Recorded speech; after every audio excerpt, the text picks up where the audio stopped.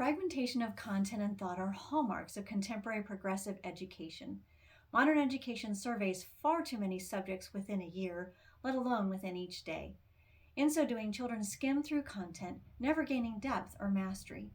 Of course, even our technology enables us to access information that is a mile wide and an inch deep. Unfortunately, many of our Lutheran schools, even classical schools, have adopted the same skimming and surveying methods. Classical Lutheran education ought to facilitate an integration of content that is meaningful and restful. Now, when we speak of integration, we often refer to how subject areas harmonize and reinforce each other.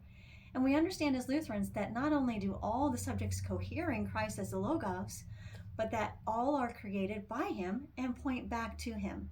Yet for the most part, our curriculum does not reflect the simplification and restfulness that should flow from that understanding. We have neglected the maxim much, not many, or multum, non multa. When we understand and focus on the substance and skills of the 7 liberal arts, there is suddenly far less to teach. Certain fundamental knowledge and skills are bedrock, and children actually have a lengthy period of time to work on them.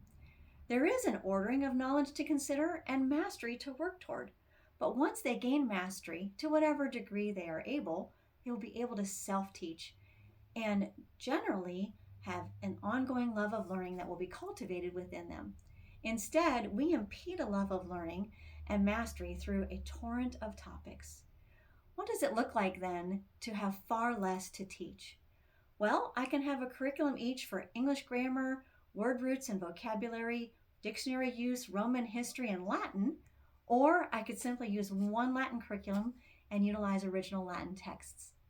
I can have a curriculum each for handwriting, spelling, vocabulary, poetry, and public speaking, or I could simply use a collection of poetry to practice all those things through dictation, narration, and recitation. I can have a curriculum each for geometry, formal logic, and public speaking, or I could use Euclid's Elements and ask my students to present Euclidean proofs on a whiteboard.